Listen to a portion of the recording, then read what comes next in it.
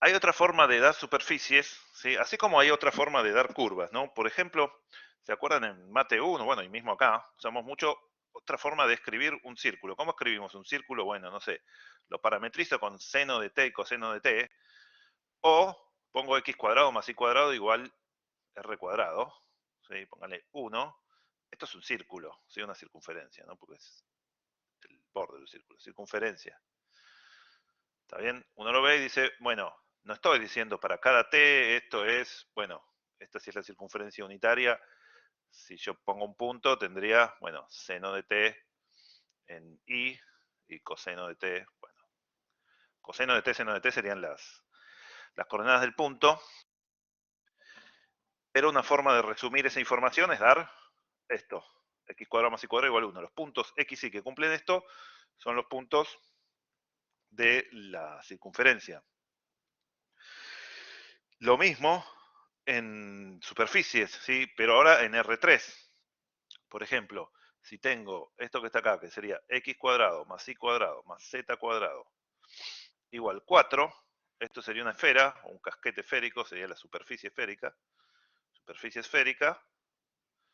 de radio, bueno, esto siempre es radio al cuadrado, esto es radio 2, ¿está bien? Entonces, esta forma de escribir superficies se llama implícita, ¿sí? Así como cuando escribimos un plano, ¿sí? AX más BY más CZ igual D, es la ecuación implícita.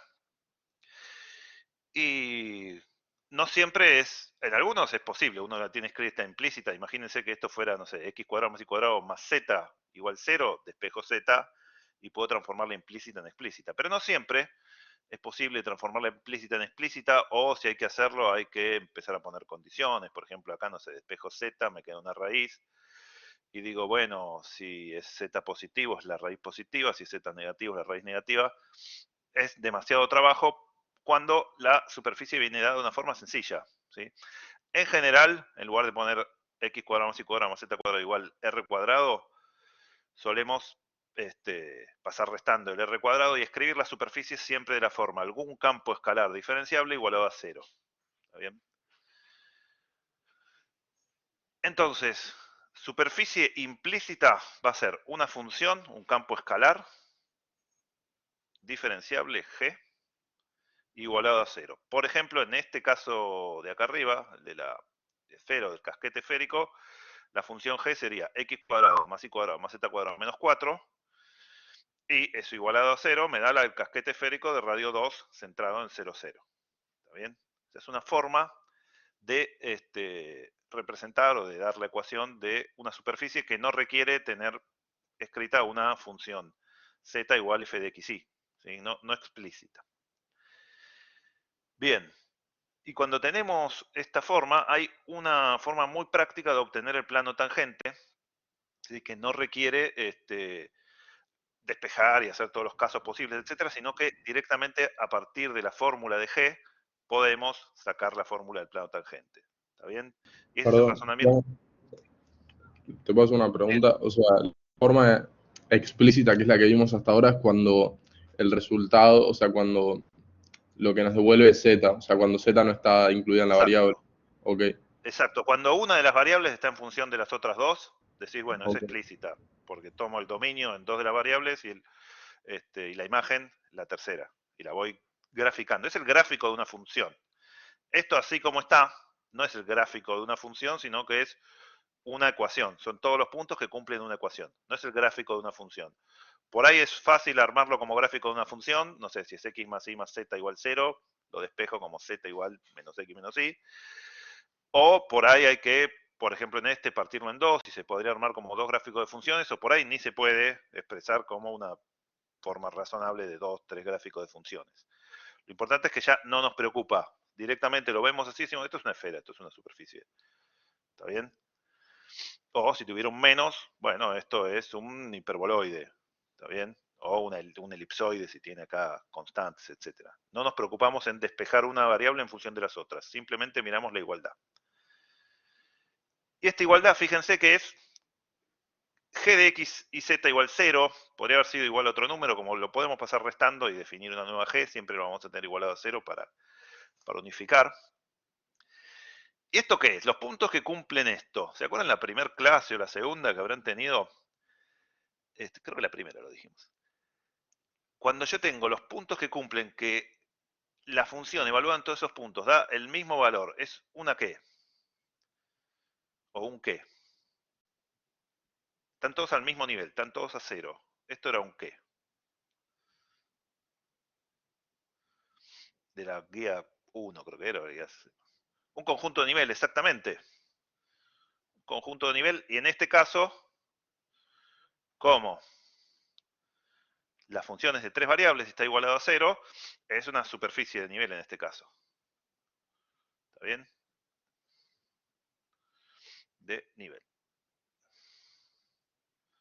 ¿Está bien? Y entonces, sobre la superficie de nivel, la función es constante. ¿Está bien? Si yo me muevo sobre la superficie, entonces, ¿cuánto varía G? Imagínense que yo paso de un punto a otro, si quieren cercano, de la superficie. ¿Qué le pasa a G? ¿Cómo se mantiene si estoy sobre la superficie de nivel? Constante. Entonces, si la función se mantiene constante, el incremento de la función, ¿cuánto es? 0, exactamente. Y si nosotros usamos el diferencial para representar el incremento infinitesimalmente, cuando yo me muevo por la superficie infinitesimalmente, o sea, digo, mira, el cambio es de x, de y, de z, el diferencial que aproxima el incremento tiene que ser 0, ¿sí? Porque si yo me muevo sobre la superficie de nivel, g no cambia, el diferencial tiene que ser 0, es constante g. Y entonces el diferencial de la función es 0. El diferencial de la función, lo habíamos visto ayer, era, bueno, cada derivada multiplicada por su incremento, o sea, cada derivada. La derivada de g con respecto a x multiplicado por dx, esto me da el efecto que tiene el cambio de x sobre g. Lo propio, la derivada parcial con respecto a y por dy me dice cuánto cambió g por haber cambiado y, y la derivada con respecto a z multiplicada por dz me dice cuánto cambió g por haber cambiado z. Estos tres cambios se van a compensar de forma tal que de 0, si me mantengo sobre la superficie, porque cuando yo me muevo sobre la superficie, no son independientes x y z, justamente eso es ser superficie, sino que se van acomodando de forma tal que el resultado de g se mantiene constante. Y entonces estas tres cosas van a jugar de forma tal que dé 0. Eso es lo básico, ¿sí? El diferencial da 0. Ahora, lo que podemos mirar acá, que también lo habíamos hecho cuando lo hicimos en dos variables, es que este diferencial, fíjense que es una derivada por dx, otra derivada por dy, otra derivada por dz, y después sumado, es como haber agarrado el gradiente de g, que tendría la derivada en x, la derivada en y, la derivada en z, sería un vector con tres componentes, y hacerle producto escalar o interno con el vector de incrementos, le diríamos, de x, de y, de z. Este producto es nada más que esto escrito de manera resumida. ¿Está bien? Este dx, dy, dz es justamente como me estoy moviendo. Me estoy moviendo por sobre la superficie. Geométricamente, ¿se acuerdan que el producto escalar decía módulo del ángulo, el módulo del vector por módulo del vector por coseno del ángulo? Naturalmente, dx, dy, dz no es 0 porque me muevo, ¿sí? Si no me moviera no tendría sentido todo esto. Y el gradiente de g, bueno, en principio puede ser cualquier cosa, pero no siempre es 0. Ahora, si yo me muevo por la superficie, el producto da siempre 0. ¿Cómo tiene que ser el gradiente de g y este vector para que el producto siempre dé 0? Exactamente, tienen que ser perpendiculares, porque cada uno no es 0 por separado, y entonces lo que tiene que ser 0 es el ángulo, el coseno de alfa. ¿Sí? El ángulo tiene que ser pi sobre 2, para que el coseno me dé 0. ¿Está bien? Entonces, lo que dice Luciano ahí es, bueno, esto implica que el gradiente de g es perpendicular a dx, dy, dz. No cualquier dx, dy, dz, sino a dx, dy, dz sobre la superficie. ¿Sí? Cuando yo me muevo sobre la superficie, el gradiente de g es perpendicular a el desplazamiento. Y entonces, ¿qué me está diciendo eso? Que el gradiente de g es justamente normal al desplazamiento en la superficie. El gradiente de g me está dando, claro, el vector, exactamente, el gradiente de g me está dando el vector normal a la superficie, que localmente quiere decir el vector normal al plano tangente, ¿no? Porque lo que decíamos es que el plano tangente es localmente igual a la superficie o equivalente a la superficie. Entonces, el gradiente de G me está dando, como dice Jeremías, el vector normal a la superficie, porque si yo me muevo cualquier cosa en la superficie, el gradiente este es perpendicular, es normal. Y entonces, cuando tenemos una superficie no explícita, sino implícita, el vector normal lo obtenemos como el gradiente de esa función, en un punto, no estoy parado en un punto de esa superficie, el gradiente de la función que definió implícitamente la superficie es la dirección del vector normal. ¿Está bien? Y entonces podemos hacerlo de manera casi directa, porque una vez que tengo la dirección del vector normal, lo único que necesito después es el punto de paso en el que lo hice. Pero bueno, algún punto de paso elegí si ya calculé el gradiente. ¿Está bien? Entonces, si me dan un punto de la superficie, lo que hago es calcular el gradiente, y la superficie está en forma implícita, calculo el gradiente de la función g y con eso tengo la normal. Con la normal y un punto de paso armamos, ahora vamos a ver el plano tangente. ¿Sí? Igual, Luciano, esto nada más va a valer cuando esté igualado a cero, ¿no? O sea, no para toda función implícita, ¿o no? No, pero que fíjate que este menos 4 de acá podría haber sido menos 23, cualquier cosa. Yo si está igualado a una constante o es una ecuación, yo puedo pasar todo restando a un lado y siempre me va a quedar igualado a cero. ¿Está bien? Claro, pero solo sirve para los puntos donde te quedaste a cero, ¿no? ¿O no? Claro, para los puntos de la superficie, exactamente. No, no, Claro, o sea, acá no sé, el 13, 16, 23 no está en la claro. superficie. ¿Está bien? Estará, no sé, Ok, el 200 está y ahí lo puedo hacer, exactamente. Eso es ok. importante, ¿sí? Lo que está diciendo él es, esto vale en punto de la superficie, a veces uno se olvida de chequear que el punto está en la superficie, ¿sí? Este, eso hay que chequearlo, porque si no, no tiene nada de sentido todo lo que estamos haciendo. Bueno, esto es lo que me decían ustedes, dado que este desplazamiento es sobre la superficie, o sea, sobre el plano tangente, el vector gradiente de G resulta perpendicular a cualquier desplazamiento sobre el plano tangente y por ello la normal al plano tangente en un punto x0 y 0, z0, que como bien dijo él, tiene que ser de la superficie, viene dada por esto, el gradiente en ese punto. Y lo que exacto. De una superficie implícita sacamos el gradiente en el punto correspondiente y ahora vamos a ver, vamos a recordar, ¿se acuerdan que yo ayer les dije? Esto creo que lo vieron en una de las primeras clases prácticas. Tenemos un plano así, este ABC es la normal, ¿sí? Y cuando tenemos un punto de paso, en general, la ecuación del plano es la normal es ortogonal o perpendicular a los incrementos, que serían de x, de y, de z, que ahora los escribimos explícito para tener la ecuación del plano. ¿Está bien? Esto es de x, de y, de z, pero escrito explícitamente. La normal es perpendicular a los incrementos. Y en lugar de la normal ponemos el gradiente. ¿Está bien? Entonces, para superficies implícitas, es hasta, yo diría, no sé por qué, pero como más sencillo que el plano tangente. Es más fácil de recordar, me parece.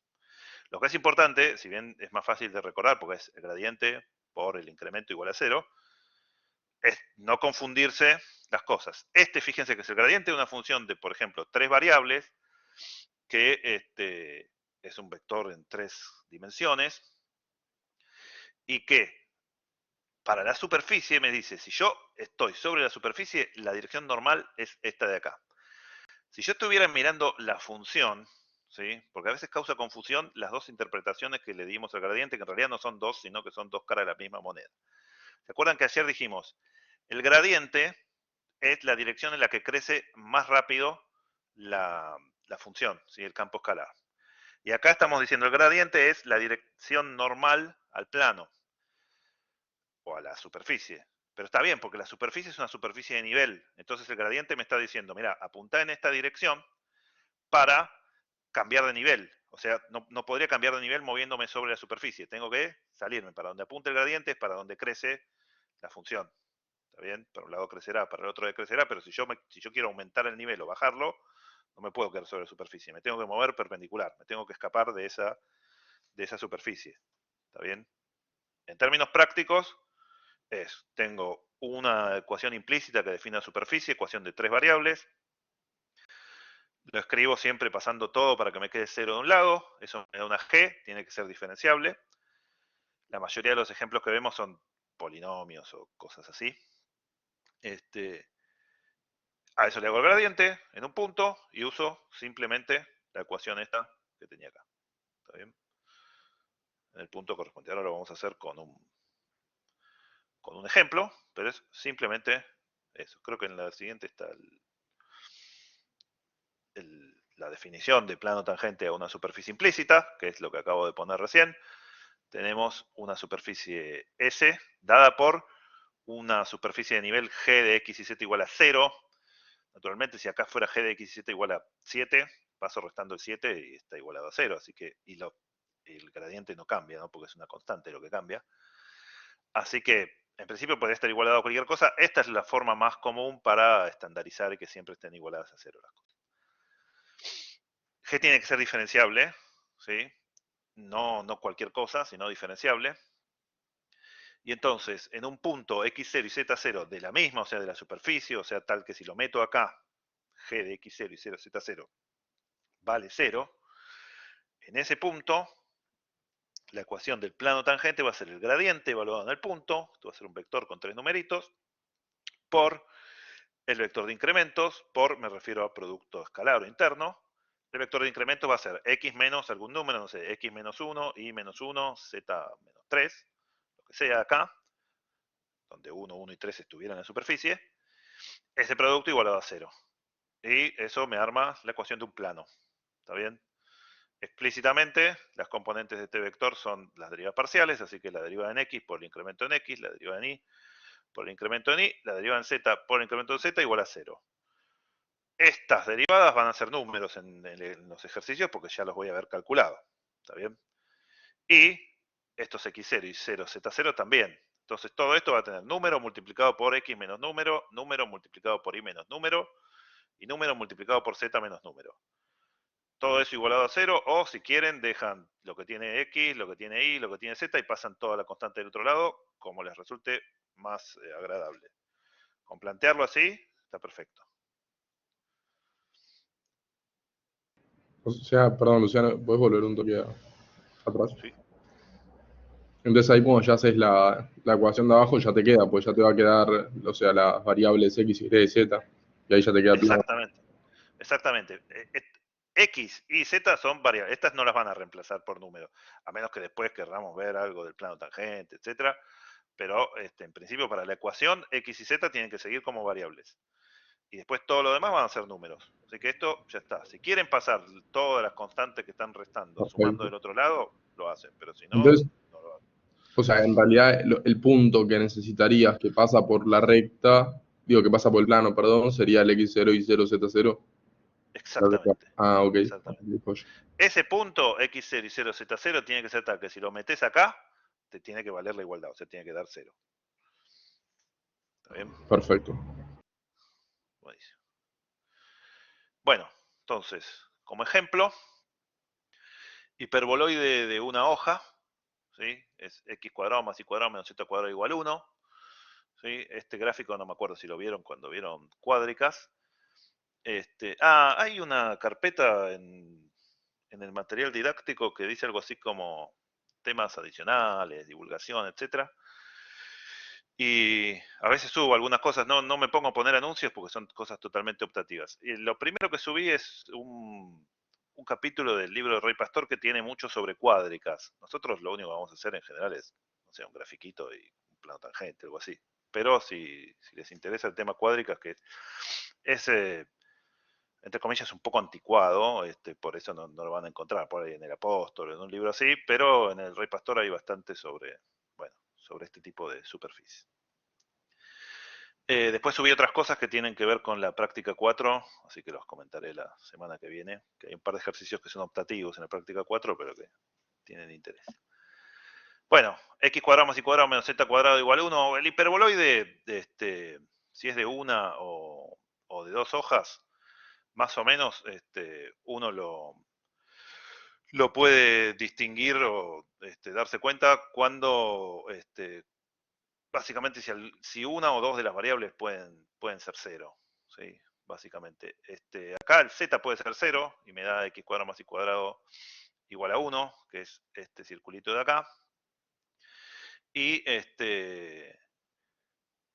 las demás también pueden ser 0 en distintos lugares. O sea que acá las variables seguro cada uno puede ser 0 y se cortan los planos x, y z, etcétera. ¿Está bien?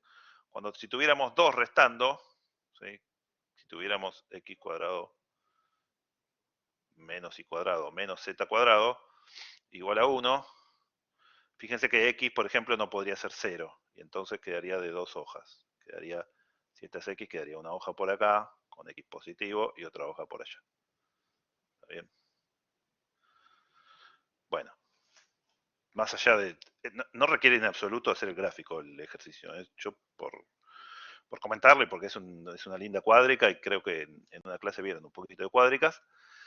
Este es un hiperboloide que es bastante simétrico, bastante lindo. Está escrito como x cuadrado más y cuadrado más z cuadrado menos 1.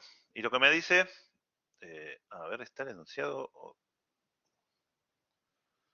Bueno, me parece que el enunciado se me fue para abajo porque dejé muy grande la figura y se fue. Pero a juzgar por la solución, lo que me piden es en el punto 1, 1, 1, la ecuación del plano tangente. ¿Sí? Eso me parece que estaba escrito acá abajo y se me borró. ¿Sí? En el 1, 1, 1, el plano tangente.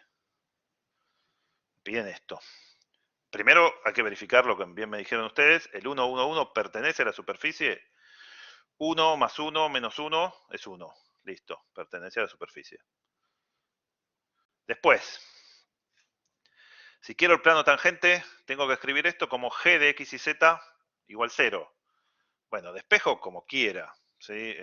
Podría, no sé, pasar todo esto restando del otro lado, o el 1 restando de este lado. Yo por costumbre, más que nada, paso la constante restando, pero podría haber pasado todo lo demás para el otro lado y listo.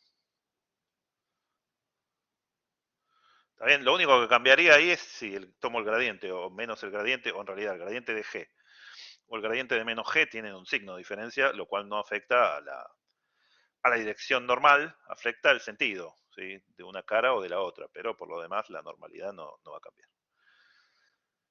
Bueno, lo tengo escrito entonces de la forma que decíamos recién, donde g, ahora, g de x y z, va a ser esto que está acá, g de x y z, es x cuadrado más y cuadrado menos z cuadrado menos 1. Y entonces esta ecuación es g de x y z igual 0. ¿Sí? La superficie viene dada así con esta g. Es una función diferenciable, ¿sí? Es diferenciable porque es un polinomio. ¿Se acuerdan que les dije? En la guía está algo que ayer comentamos. Los polinomios tienen derivadas que son polinomios, así que son C1, y entonces los polinomios son diferenciables. Es diferenciable, tengo un punto, es implícita, uso simplemente la ecuación. A ver si la tengo escrita acá. Tenemos G, tenemos, bueno, el gradiente. Primero que nada, el gradiente. Para usar la ecuación necesito hacer el gradiente. Gradiente de G, derivo con respecto a X, me queda 2X. Derivo con respecto a Y, me queda 2Y. Derivo con respecto a Z y me queda menos 2Z.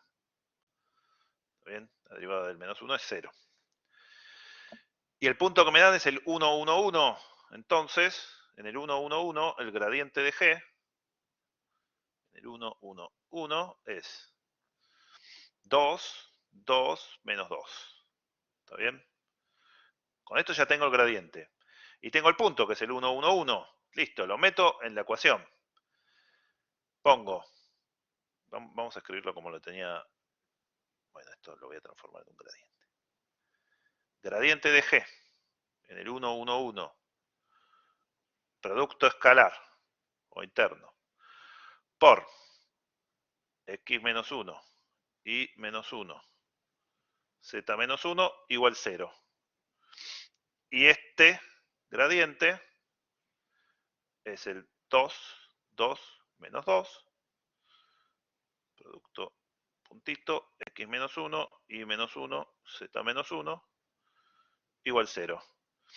Y esto me da la ecuación que tengo ahí, ¿no? Que ahí lo hice rápidamente en pocos pasos, pero podemos hacerlo así. 2 por y menos 1 y menos 2 por z menos 1. Y todo esto igual a 0.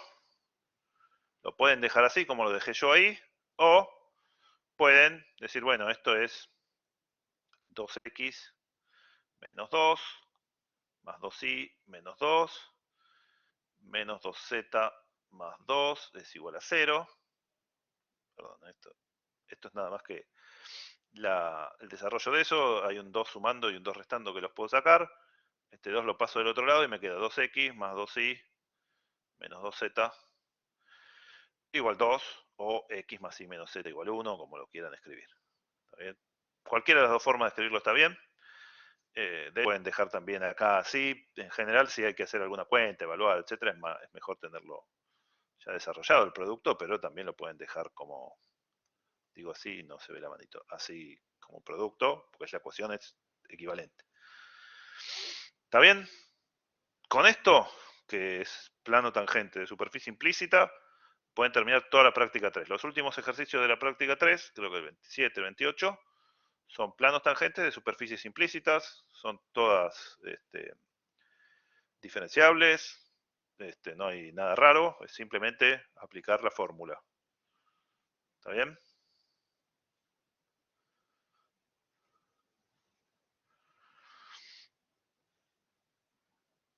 Bueno, importante, perfecto. Importante, tengan en la cabeza que hay, entre comillas, el plano tangente tiene el mismo significado, ¿no? Pero hay como dos formas o dos ecuaciones para plano tangente. Una cosa es la explícita, que es la que vimos ayer, que arman como era la ecuación de recta tangente, y otra es para la implícita. Naturalmente el concepto geométrico es igual, pero lo que difiere es el procedimiento que usamos en cada uno. Entonces, si en un ejercicio les piden plano tangente, estén bien atentos a si están dándoles la superficie explícita o implícita, para usar la formulita correspondiente. Bien, bueno, entonces con esto podemos hacer toda la práctica 3 y la práctica 4 todavía no la subí porque estoy tratando de acortarla un poco. Tenía 50 ejercicios y estoy tratando de que quede más cerca de 30. Sí, tenía 50 ejercicios. Algunos son muy cortitos, pero era demasiado. Algunos igual por ahí estoy dejando que son medio repetitivos porque hay algunos que me doy cuenta de que Tato los agregaba porque eran ejercicios que había tomado en parciales, en finales, y que están buenos porque son ejercicios más difíciles. Así que hay algunos que igual yo vieron que en la mayoría de los ejercicios les pongo entre paréntesis el tema o qué tipo de ejercicio es para que sea más fácil. En los que son tipo parcial o que me da la sensación de que la gracia del ejercicio no es tanto un concepto distinto, sino que la gracia del ejercicio es que es tipo parcial, les anoto. Este ejercicio es tipo parcial, como para que después cuando están estudiando les presten atención a ese tipo, que son a veces la misma cuenta de antes, pero preguntada de otra forma, o una forma de mirarlo que no era directa, etcétera. Así que hay algunos ejercicios de esos que los dejo, aunque hagan más larga la guía, para que les sirva para practicar. Pero 50 igual es mucho. 50 es mucho porque ni Marilyn ni Estela pueden dar 50 ejercicios tampoco en la práctica, así que no termina siendo productivo porque no lo llegamos a dar. Pero bueno, estoy terminándola en estos días y después me revisan un poco Marilyn y Estela y las subo para el fin de semana, calculo que ya está subida. Bueno, y estoy yendo para atrás porque acá en este PDF, ¿se acuerdan que les dije que regla de la cadena, que es el primer tema de la práctica 4, está acá en el medio? Quedó en un orden que era el que se ve que lo daba antes, y quedaba primero regla de la cadena y después plano tangente. Bueno, regla de la cadena, primero que nada, recordemos la básica, que era la que vimos en análisis 1, que era para derivar una función compuesta, como esta que tenemos acá, ¿sí? G compuesta con F, derivar la composición en un punto, naturalmente dos funciones derivables, o mejor dicho, G derivable en F de X0, F derivable en X0, o sea que sea congruente, la cosa sea compatible. La derivada de básicamente, la regla en sí, me dice que la derivada de la composición es la derivada de la de más afuera, evaluada en la de más adentro sin derivada, acá me falta un paréntesis. ¿Sí? Acá sería G', evaluado en F de X0 por F' de X0. ¿Está bien? ¿Se acuerdan la regla de la cadena de Mate 1? ¿Qué ventaja nos daba en Mate 1 eso? Bueno, nos permitía hacer derivadas de funciones más complicadas, ¿sí? Funciones tipo e a la x cuadrado más bueno, a la x cuadrado. Decíamos, bueno, esto es la derivada de e, que es e, multiplicado por la derivada de x cuadrado, que es 2x. ¿Está bien? En varias variables, en principio de uno dice, bueno, pero en varias variables uso reglas para las derivadas parciales, ¿sí? Pero las reglas para las derivadas parciales, si yo hiciera la composición, también las puedo aplicar. ¿Sí? No es que no me saldría cómo hacer las derivadas parciales, porque la regla de la cadena de una variable ya la sé. Entonces, uno está tentado muchas veces a decir, mirá, me dieron G compuesta con F, me dieron G y F, hago G compuesta con F y una vez que tengo el campo escalar de varias variables, hago la derivada, bueno, si es un campo escalar, la hago como campo escalar y saco el gradiente, y si es un campo vectorial, saco la matriz jacobiana. La desventaja de ese método, ¿sí? Si bien en términos abstractos uno diría, bueno, no hay problema con hacer la composición y después derivar, es que si G y F son de varias variables, ¿sí? Por ejemplo, son campos vectoriales, etcétera, hacer la composición en sí misma lleva mucho tiempo. Y en cambio, derivar cada una por separado puede ser mucho más sencillo y más rápido, ¿sí? Porque si no sé, hay una exponencial y después un polinomio, un logaritmo, lo que sea, muchas veces hacer derivadas por separado es mucho más rápido que hacer las derivadas todas juntas.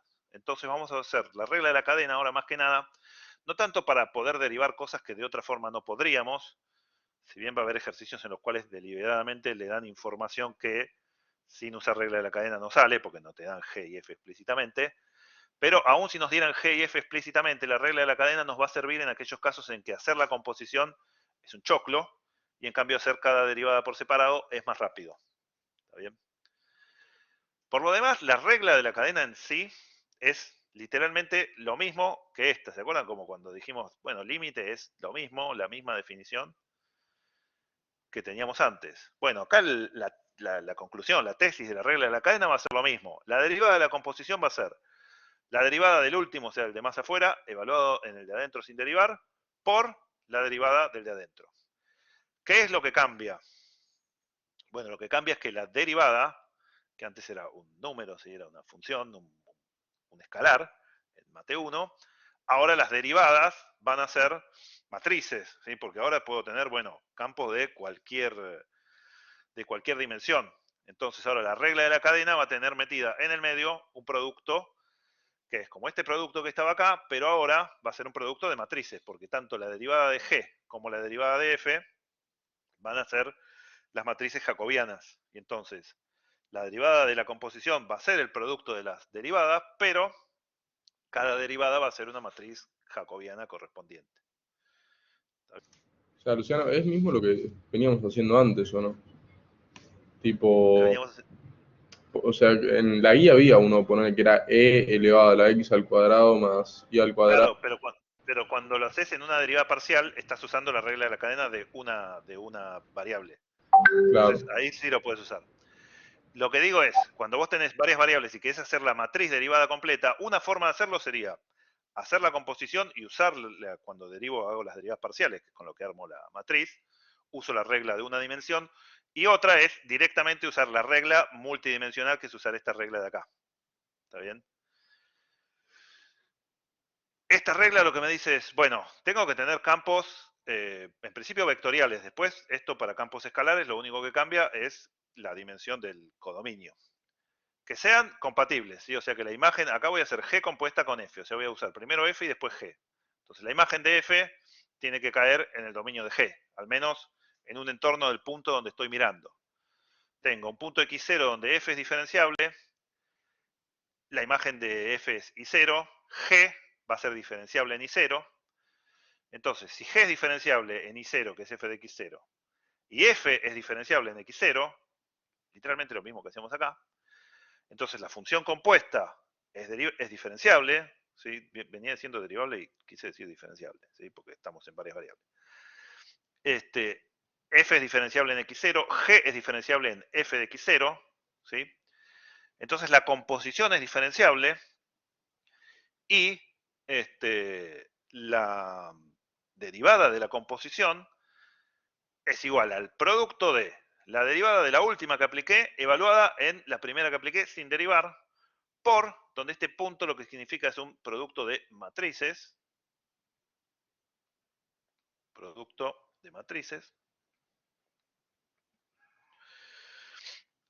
por la derivada de la primera que apliqué en el punto.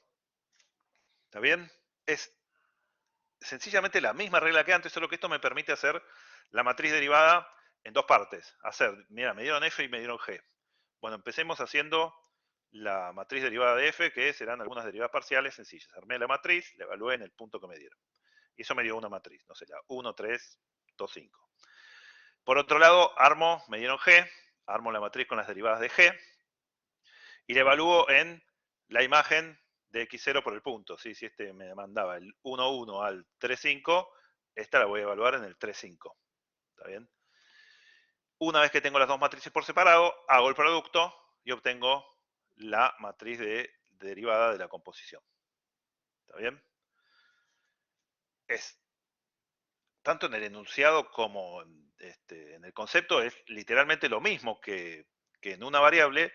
La diferencia es para qué lo vamos a usar en general. Bueno, va a haber ejercicios en los cuales, no sé, te dan información sobre esta matriz y sobre esta y tenés que despejar algo sobre esta. ¿Sí? Los ejercicios en sí muchas veces están planteados para que uno verificar que uno se acuerda o que conoce la igualdad más que para decir en qué es práctica la regla de la cadena. Pero si tuviéramos que decir en qué es práctica la regla de la cadena acá, es que este G compuesto con F, ¿sí? Puede ser un choclo inmenso. Si tienen muchas variables, las funciones, etcétera, llevaría mucho tiempo hacer la composición y derivar parcialmente las componentes de la composición, mientras que cada una de estas por separado es más rápido y más sencillo de calcular. ¿Está bien? Bueno, como les decía, si me dan G y me dan F explícitamente, nada me prohíbe hacer G compuesta con F y derivarla después y armar la matriz, nada me lo prohíbe. Va a haber ejercicios en los cuales no puedo hacer eso porque no me dan G y F explícitamente, sino que me dan alguna información y alguna de estas dos y algo de esta y tengo que despejar, etcétera. Y ahí, bueno, no hay otra que usar la regla de la cadena y despejar. Pero en principio, si me dieran todo explícito, bueno, puedo elegir los dos caminos. Este suele ser más sencillo computacionalmente, ¿sí? Más rápido de hacer las dos derivadas y el producto en general es una cuenta sencilla comparado con hacer todo el choclo de la composición y derivar después. Bueno, esto fíjense que mientras G y F sean campos de cualquier dimensión, pero obviamente que la imagen de F tenga dimensión dominio de G y que la imagen del punto y de un entorno del punto caigan en el dominio de G, lo puedo hacer. ¿Está bien? Acá, fíjense, bueno, F va de Rn en Rm, G va a tener que salir de Rm, ¿sí? B contiene la imagen de U por F, o sea que está en Rm, y va a RL, donde esta L, esta M y esta N pueden ser todas distintas.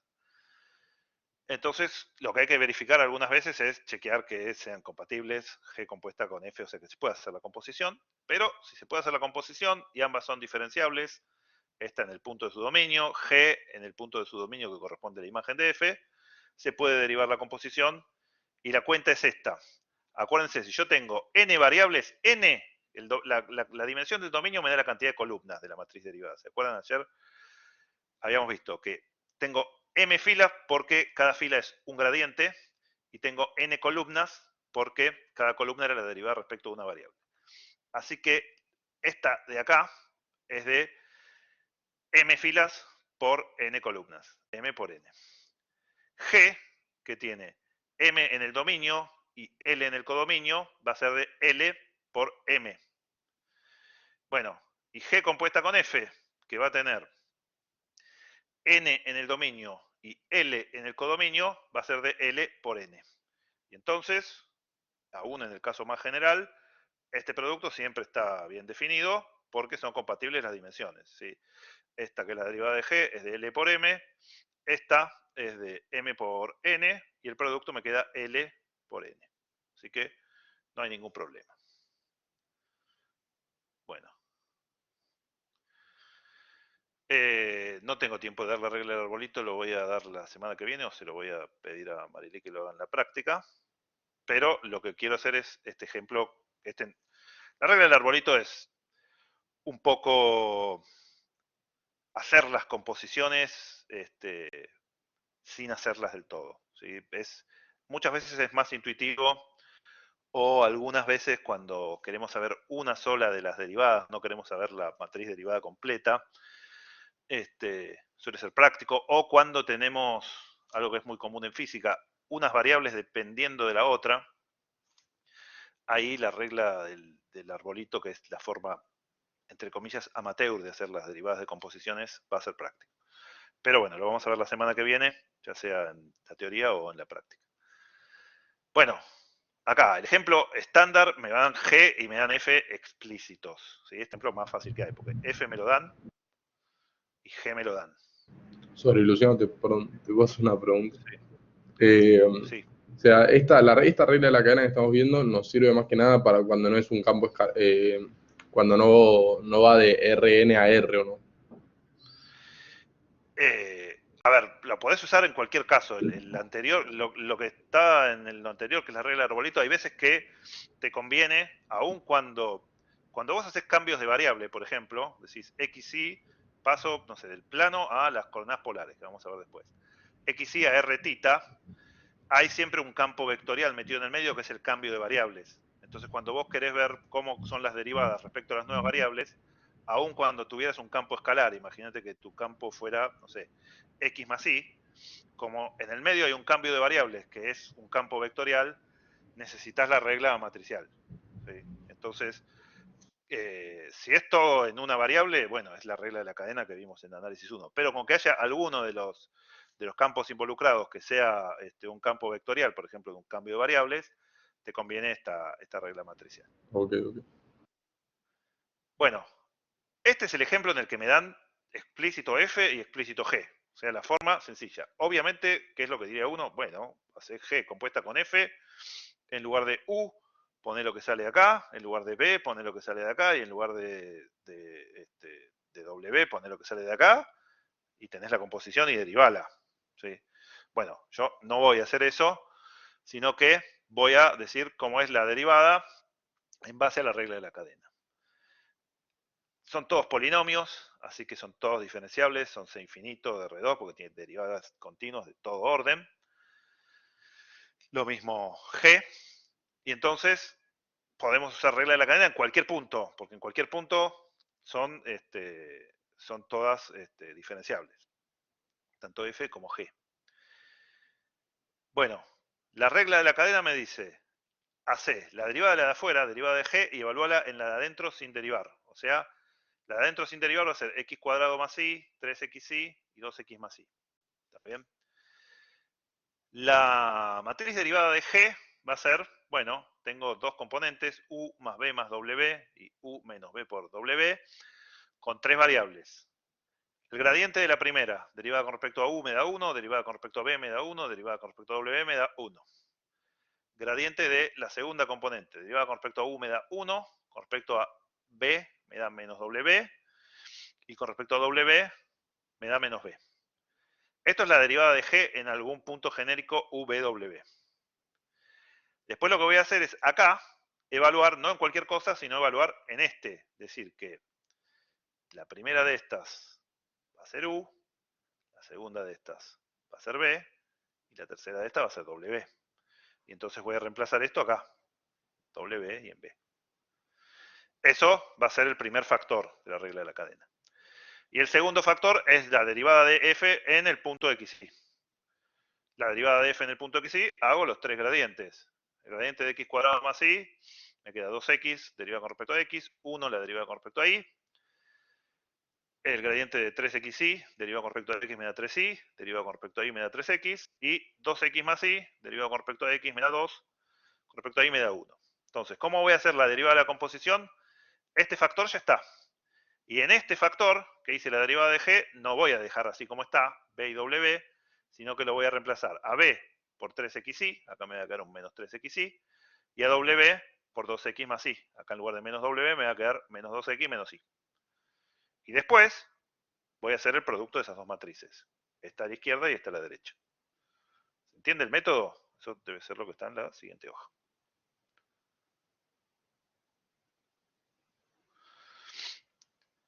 La derivada de f en xy, reemplacé esta, f3 venía a ser la w, estoy diciendo bien, ¿no? Sí, w.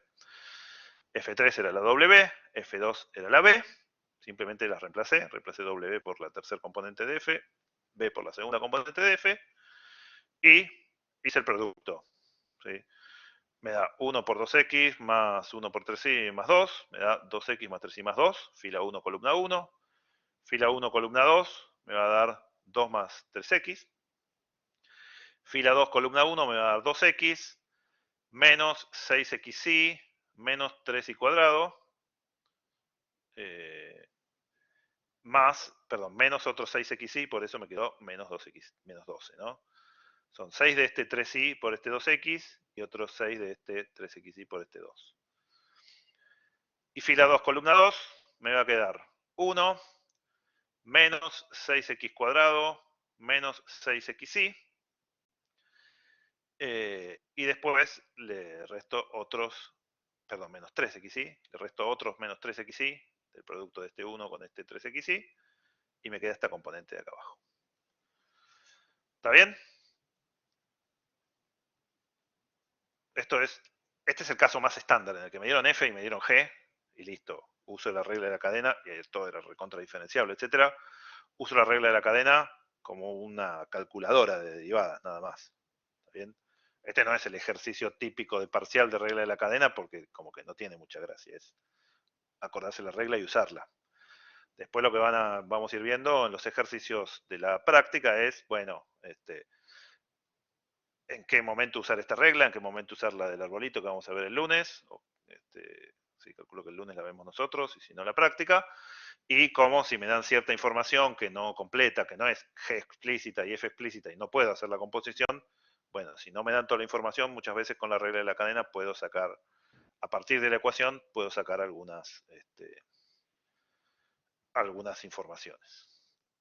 Bueno, Y Luciano, perdón, entonces, una última sí. duda.